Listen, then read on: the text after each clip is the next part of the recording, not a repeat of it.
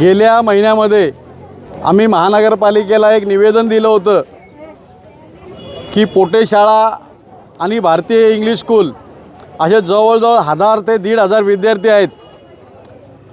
काही कारणास्तव तो रस्ता बंद झाला होता. आमचे सगळे विद्यार्थी चिखलातून येत होते. त्यानंतर 16 तारखेला आम्ही इथं एक आंदोलन केलं. 16 तारखेला आंदोलन केल्यानंतर महानगरपालिकेचे अधिकारी आले आणि आम्हाला सांगितलं की तुर्तास तुम्ही थांबा. मंगळवारी आम्ही RTO ऑफिस, महानगरपालिका आणि आमची जी टीम आहे यांच्याबरोबर सामूहिक मीटिंग करू आणि मग निर्णय घेऊ.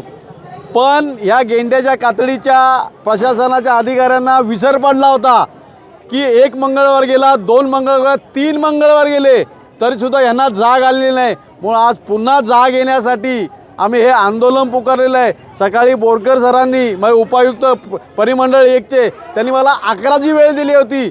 मी 11:15 वाजेपर्यंत इथं बसलो होतो, पण एकही अधिकारी तिथं आला नाही. आम्ही इथं आलेलो आहे. जर त्या अधिकाऱ्यांना गरज नसेल तर महाराष्ट्र नवनिर्माण सेना या आमच्या ताकदीने हा रस्ता कसा ओपन करू आणि कोणाकोणा थोबाडात कसे मारू हे त्यावेळेला आम्ही दाखवून देऊ.